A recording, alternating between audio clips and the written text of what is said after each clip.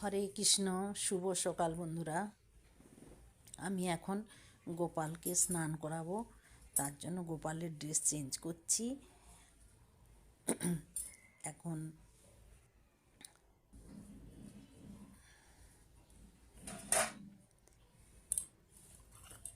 কৃষ্ণায় বাসুদেবায় হরয়ে পরমাত্মনে প্রণত ক্লেশনাশায় গোবিন্দায় নমো নমঃ।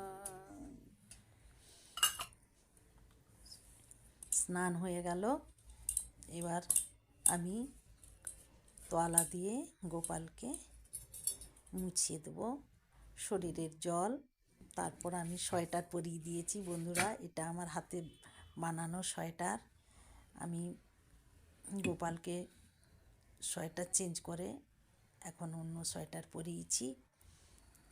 আর চন্দন তিলক দিলাম, ফুল দিলাম, চরণে ফুল দিলাম, তুলসী পত্র নিবেদন করছি। এসো সচন্দন তুলসী পত্র শ্রীকৃষ্ণায় নমঃ। আমি যতটুকু জানি এইভাবেই আমি পুজো করি। আপনারা কেমনভাবে পুজো করেন অবশ্যই জানাবেন, বা আমার কোনো ভুল থাকলে আমাকে কমেন্টে লিখে জানাতে ভুলবেন না। এবার আমি